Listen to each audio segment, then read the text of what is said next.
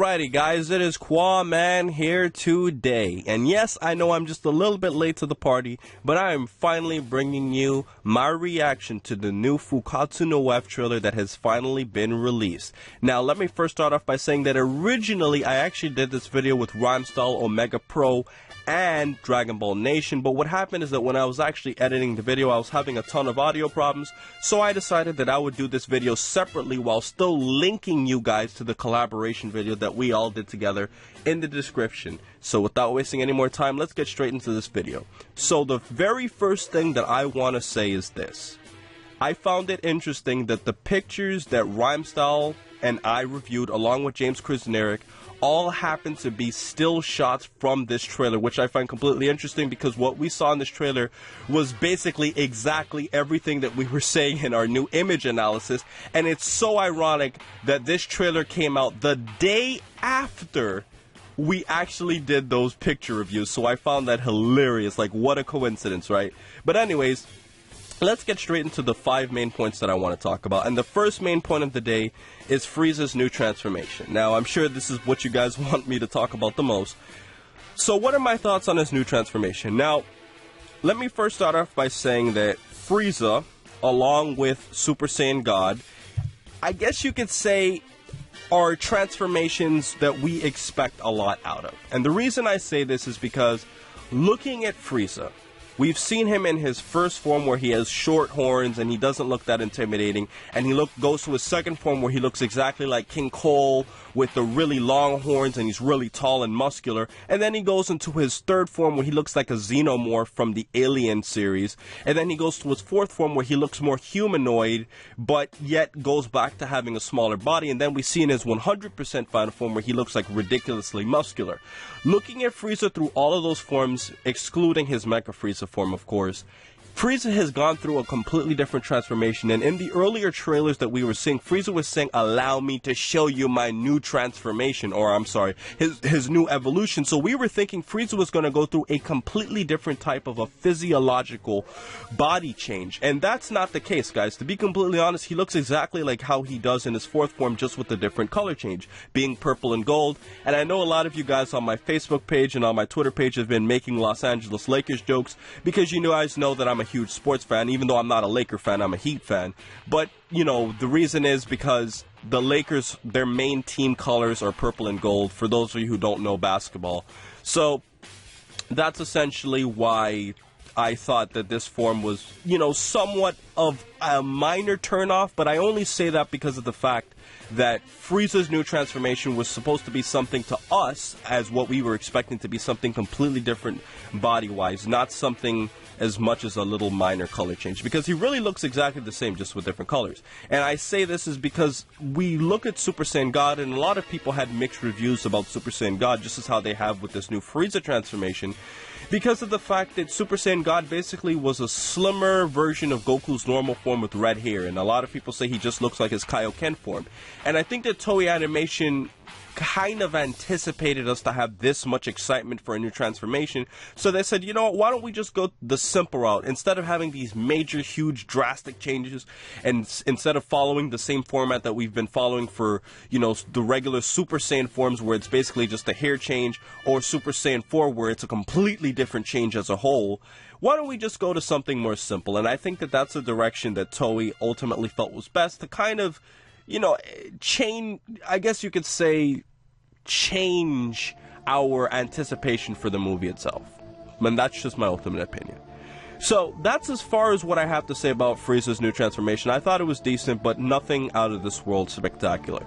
Now, let me point out something that Blackenfist also said in his other video, where he noticed that Frieza was talking about asking Vegeta to be the new commander of his army, and that's something that I found really interesting, because we would think as Dragon Ball fans that Frieza or Vegeta would never even consider, you know, being a part of Frieza's empire, considering the fact that, number one, Frieza has killed him before.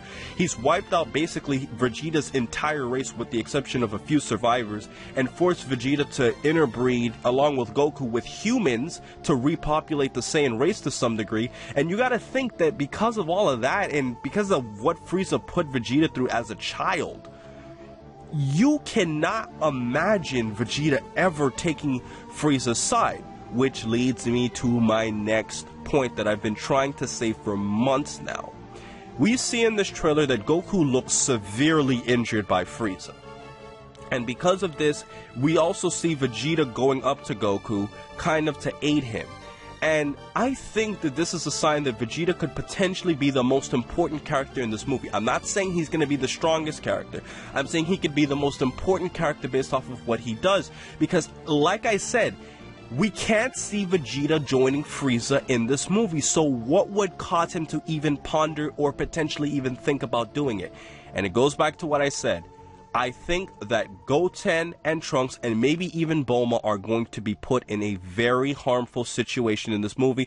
I've been saying it for months because, guys, in this trailer, in the new images that that have been released, in every single thing that I have said in regard to this upcoming movie, there has not been a single, and correct me if I'm wrong, there has not been a single shot of Goten and Trunks, and I have made an ultimate prediction that I think when Frieza comes to Earth, something major will happen to Goten and Trunks. The reason I say this is because Goten looks exactly like Goku, with the exception of maybe his hair if they changed his hair in this movie, but Goten looks a lot like Goku. Gohan actually looks a lot like Goku too, just older and with a different hairstyle, and Trunks looks exactly like the future Trunks that killed Frieza, except younger.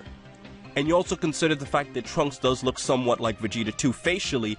There is no way that Frieza is not going to make that connection with Goten and Trunks. So I feel like he's going to bump into Goten and Trunks, potentially capture them or beat them up or do something to them, because that's why they have been so hidden in this movie. That's been the biggest prediction that I've made for Fukkatsu no F, and we haven't seen the movie yet, but that's something that I ultimately think is going to happen, which would potentially put Vegeta in a choice where, even though he doesn't want to work for Frieza, he's put in a situation where Goku's beaten up, and Bulma and Trunks might be in danger, and Vegeta would be like, man, I'm not stronger than Frieza now, so I kind of have to help him, and that's why I think this might happen. However, we don't know at what point of the movie Frieza would be saying this. He might say this before Vegeta goes through this potential transformation that we see him powering up a lot for.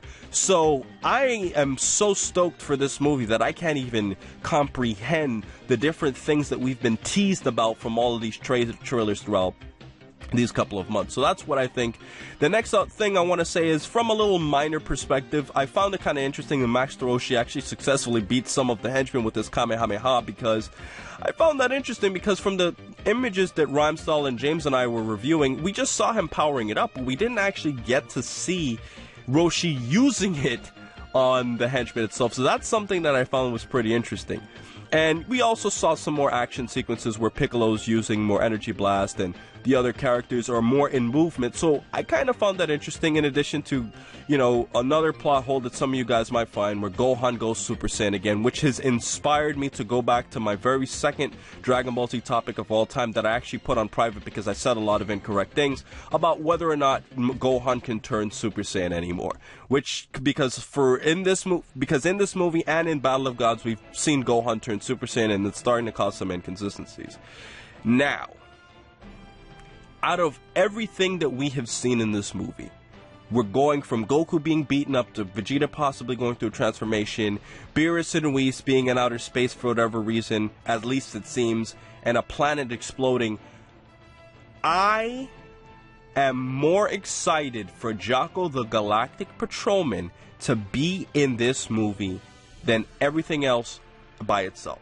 The reason I say this is because I've been thinking, and I cannot think of how Jaco can play a direct role in this movie, which makes it so exciting. Because for those of you who don't know, I'll brief you in really quickly. Jaco was actually sent to Earth to kill Goku 10 years before the events of Dragon Ball. And as Goku was being sent to Earth, Gohan and Jaco actually got into a conversation.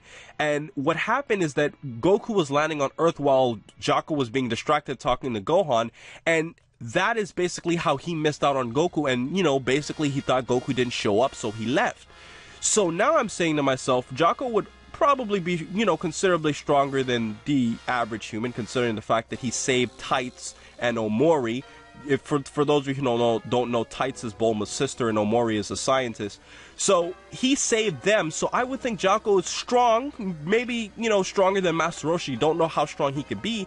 So he's definitely going to be strong enough to take on some henchmen. So I'm very excited to see how he's going to come back, how he's going to come back into the story, how Akira Toriyama just completely just threw him back into the Dragon Ball Z storyline. And that is what makes me more excited for anything else in this movie. It's to see how Jaco will actually play a role. We barely saw him in the trailer, but from what we saw, it's more than enough for me to say that this movie, in my opinion, I am going to make a bold prediction right now. I think this is going to be the best Dragon Ball Z movie of all time. It's going to be 2 hours long. I cannot wait any longer, and I am so excited to see this. Yes, maybe Frieza coming back was, you know, had created some mixed reviews at first, but from all the different nuances and things that we're seeing from this film, I'm blown away by this trailer, I'm blown away by the new images, and I am blown away by what we can possibly get out of this movie. So that's been my video for today, guys. I hope you guys like this extended,